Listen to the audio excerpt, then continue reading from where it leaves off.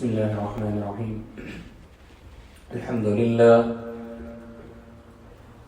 لله نحمده ونستعينه ونستغفره ونؤمن به ونتوكل عليه ونعوذ بالله من شرور أنفسنا ومن سيئات أعمالنا من يهده الله فلا مضل له ومن يضلل فلا هادي له ونشهد أن لا إله إلا الله ونشهد أن لا إله إلا الله ونشهد أن لا إله إلا الله ونشهد أن محمدا عبده ورسوله إن الله وملائكته يصلون على النبي يا أيها الذين آمنوا صلوا عليه وسلموا تسليما. نريد نشرك together. اللهم صل على محمد وعلى آل محمد كما صليت على إبراهيم وعلى آل إبراهيم إنك حميد مجيد. اللهم بارك على محمد وعلى آل محمد كما باركت على إبراهيم وعلى آل إبراهيم إنك حميد مجيد. قال الله تعالى في القرآن المجيد والفرقان الحميد بعد أعوذ بالله من الشيطان الرجيم بسم الله الرحمن الرحيم رضي الله عنهم ورضوا عنه ذلك لمن خشي ربه صدق الله العظيم. السلام عليكم ورحمة الله وبركاته. All praise be to Allah subhanahu wa ta'ala, who has blessed us with so much, and salutations and durood be upon our beloved Nabi Muhammad sallallahu alayhi wa sallam. Allah subhanahu wa ta'ala has blessed us in many ways. Allah subhanahu wa ta'ala provides for us every single day. Allah subhanahu wa ta'ala looks after us every single day. And alhamdulillah, we are healthy. And we make dua that Allah subhanahu wa ta'ala grants a full and complete shifa to all of those who are unwell. Allah subhanahu wa ta'ala created this dunya so that we could all come and be tested. And the test is that, is a person able to follow the things that he is supposed to, or are they going to follow their nafs and their desires and just go wherever that takes them. And the environment that a person spends their time in has a huge effect on how they are going to be. Like the hadith that Nabi sallallahu alayhi wa sallam mentioned, that if a person was to go into a perfume shop and did not put any perfume on, just being in that environment, being in the shop, as soon as they leave the shop, they will have a nice smell emanating from them, even though no perfume has been put on. And in the same way, a person who goes to the blacksmith and he is there within that environment of the smoke and the dust and the cloud, and he sees and he's in that environment, even though he has not touched anything, but just because of being there, he will have, as soon as he leaves, he will have the dust and the coal and everything on his clothes. So whatever we surround ourselves in, whatever environment we surround ourselves in, this will have a huge effect on us. Our daily lives, they contain of being in different locations. In the morning we start off within the home, and after that a person either goes to work, or they go to school, or they stay within the home, and in the evening they either come back home or they'll go out and do whatever they need to. But there's always going from one place to another. So when we look into our own environments and how is our environments affecting ourselves, this is something which we have control over. A person is in control of where he goes and where he doesn't go. So being in our own house, this is our own safe place, our own place where we are able to do whatever we wish, and nobody can force us to do anything. Unless it's Ahmed and his mom and dad are telling him to do something. Yes. So if you are a child, then you have to listen to your parents. But for the parents and for the elders of the house is a very, very big task, which I have recently found out since having my own place. So when you have your own place, you are in charge and you control what you do, and your parents or an elder is no longer there to tell you off why you're doing this and why you're doing that. So shaitan is very clever in that way, that as an adult it is even harder to stay on the right track compared to kids, because kids, they have their parents and they're able to, the parents can sway them in whichever direction that they want them to. But as an adult, we have a very difficult task ahead of us to make sure that we are always completely on the straight track. So this is where having that environment and building that environment within our own homes, within our whole daily life is a very important thing. And to remember that we have full control of it, and that we should be making the effort in order to do something about it. Very simple example is a person who is at home and they have their family to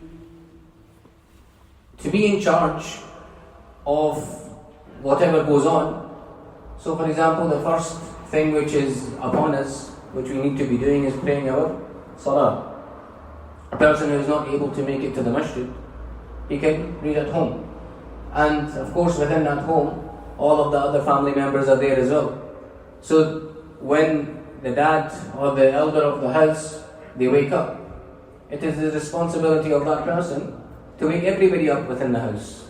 And if we build that environment from a young age, it will have a benefit to us and it will give us an advantage.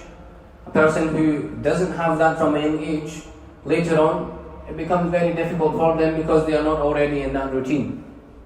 And to build that routine requires a lot of sacrifice, and especially within the summer months when Fajr Salah is very early. So it's very difficult to get up, but it is something that we should be trying to encourage as much as possible.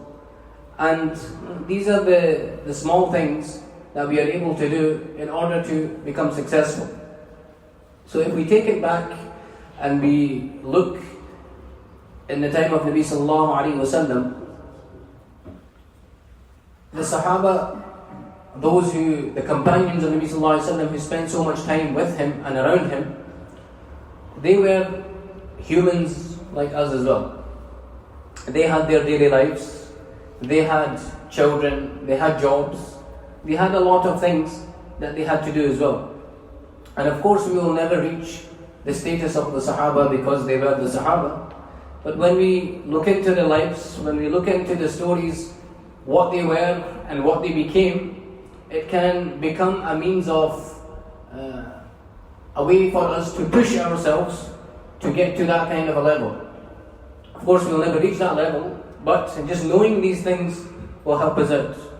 And majority of the Sahaba, they all came from nothing. They all came from nothing. Some of them, they came from a wealthy background. Some of them, they had families who were well off. But majority of them, they came from nothing. And even the ones that who had wealthy families and backgrounds, as soon as they accepted Islam, the families, they got rid of them. That's, we don't need you anymore. If you're not going to follow the deen of your forefathers and your grandfathers, then you don't get anything. You're not going to get anything. And majority of them, they were happy to take that sacrifice. Every single one of them. Because they knew what the truth was. And they knew how important it was to believe in Allah subhanahu wa ta'ala. So they took that decision to believe in Allah subhanahu wa ta'ala. So from there, we are on the same level there as well. That we have taken the decision to believe in Allah subhanahu wa ta'ala. We have decided to be Muslims and recite the kalima la ilaha illallah Muhammadur Rasulullah. So that's the same thing that we did as well. The Sahaba, whenever they would spend time with Nabi sallallahu alayhi wasallam, they would feel that their iman was at the highest level possible. That they would enjoy being around Nabi sallallahu alayhi wasallam. This is something that we cannot do. We cannot be in the company of Nabi sallallahu alayhi wasallam, but of course we make dua. Allah subhanahu wa ta'ala grants us to the ability to sit with Nabi sallallahu alayhi wasallam in Jannah, inshallah. So we have that opportunity to read the words of Nabi sallallahu alayhi wasallam. We have the opportunity to read the moments that the Sahaba spent with Nabi sallallahu alayhi wasallam. One Sahabi whose name we hear again and again and again is Abu Hurairah radiallahu ta'ala. And the reason why he is so famous is because he has narrated the most amount of hadith from Nabi sallallahu alayhi wasallam. The number is 5,300.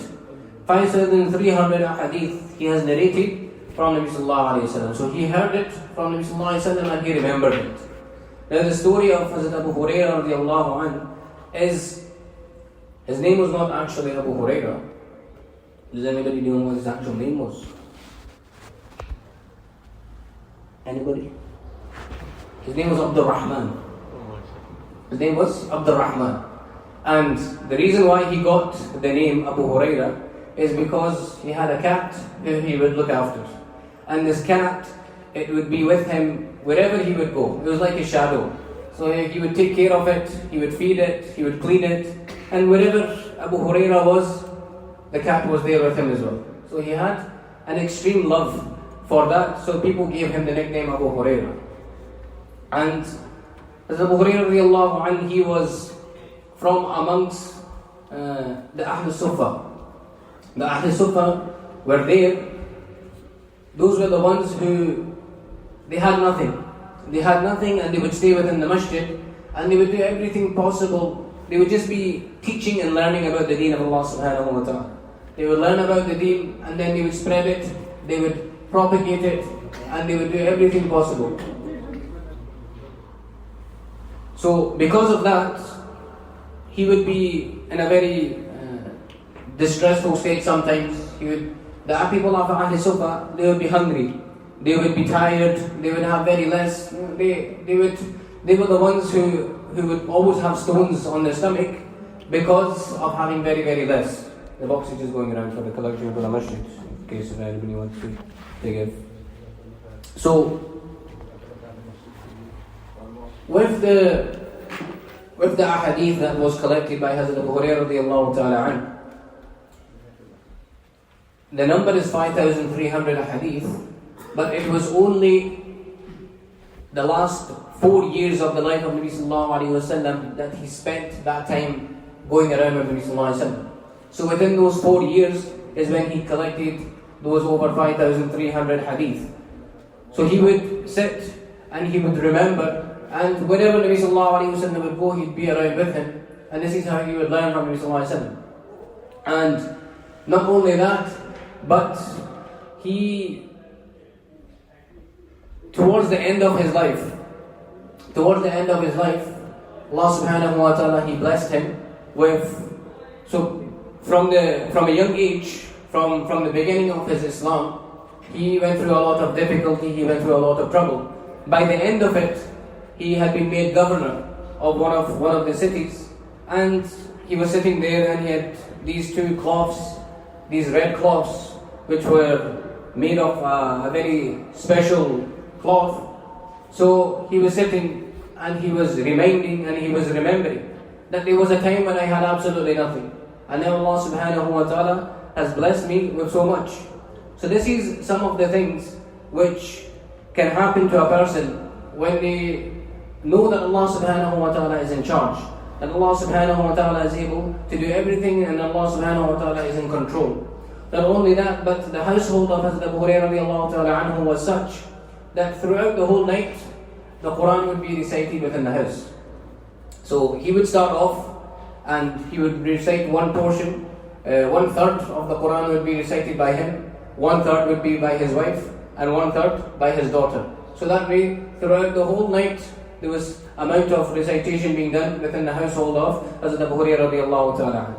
And it was these small, we think is small, but just that small effort which was made by the Sahaba, which made them the Sahaba. Which is why Allah subhanahu wa ta'ala mentions in the Quran, radiyallahu anhum wa radu an, that Allah subhanahu wa ta'ala is pleased with them and they are pleased with Allah subhanahu wa ta'ala. We hear the stories of Hazrat Abu Bakr, Hazrat Umar, Uthman, Ali, radiyallahu ta'ala anhum.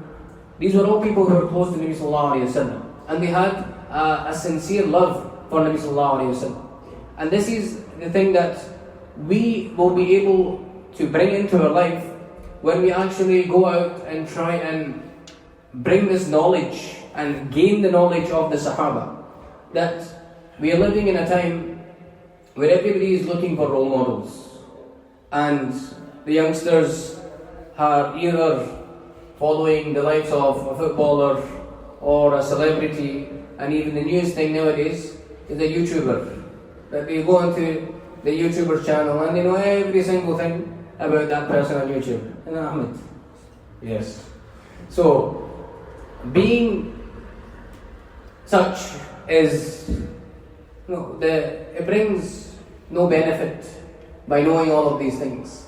If we sit together as families, if we sit together as a household and we open up a book and read about the lives of the Sahaba, one story every single day, imagine how much benefit it can bring to the family. Not only that, there are female Sahabis as well who are very important in our deen. The first person to be martyred in the name of Islam was a woman who was by the name of Hazrat Sumayya radiallahu ta'ala anha. And there are so many stories that we can learn and we can read and we can understand that these people, they were normal like us. They had jobs and they had businesses, but when it came time for deen, when it came time to prioritize Allah subhanahu wa ta'ala, they would always be there. And this is the most important thing that we have to learn, which is Allah subhanahu wa ta'ala has given us the opportunity. Allah subhanahu wa ta'ala has given us time. And we are living in a time where getting information and knowledge is so easy as well. When we look back into the time of the Sahaba, not only the Sahaba, but even the generations afterwards, the Tabi'een and the Tabi'een, the people had to go thousands and thousands of miles just to go and listen to one hadith. Today we are able to pick up our phone and we can scroll through all of Sahih Bukhari and Sahih Muslim and you can read everything in one go. But the will and the wish and the want is not there. Why is the will and the wish and the want not there? It's because we are being attracted to the dunya. And the dunya is very clever. And it's in إِنَّمَا الْحَيَاةُ الدُّنْيَا لَعِبٌ وَلَهْوٌ. That this dunya is just a play. When a person is young, when a person is the age of Ahmed just wants to play. Yes, Ahmed doesn't want anything serious, doesn't want to go to work, doesn't want to go to school, doesn't want to do any of these things, just wants to play. And this is the way that Allah has explained that this dunya is. It's just, in the eyes of Allah subhanahu wa ta'ala, it's a playground. And there is there's nothing which we need to take from it except making sure that we are doing those things which will please Allah subhanahu wa ta'ala. That we have to be serious about it and remember that one day I will stand in front of Allah subhanahu wa ta'ala and Allah will question me about what we did in the dunya. And Allah subhanahu wa ta'ala will ask us how exactly did you spend your time? So because of having all the easy access to the information, we have to somehow try and find the moments to take the information in. That by grabbing a book and learning the history of Islam, or learning about the companions that spent their time around Nabi sallallahu alayhi wasallam, that how did their life change from one extreme to the other? That how was it that they went from being, in the example of Hazrat Umar radiallahu ta'ala anhu, he went with the intention of going and killing Nabi sallallahu alayhi wasallam, na'udhu billah. This is what he wanted to do, and just by going and visiting his sister and seeing and reading the words of Allah subhanahu wa ta'ala, reading the Quran, he left the house of his sister and he went and he became a Muslim just like that. And he became one of the most beloved to Allah subhanahu wa ta'ala. So it is not something which is out of our grasp. Of course we can never have the status of a Sahaba, but we can be very close to Nabi sallallahu alayhi wasallam, and we can get closeness to Allah subhanahu wa ta'ala by looking at the lives of the Sahaba, by looking at the way that they got close to Nabi sallallahu alayhi wasallam as well. And this is the most important thing, that having that wish and the will and the want to do good. So when we have this intention from the start, it will be easy for us, and then we'll be able to do it. May Allah subhanahu wa ta'ala give us the tawfiq and understanding to act upon these things. Ameen wa akhiru da'wana alhamdulillah.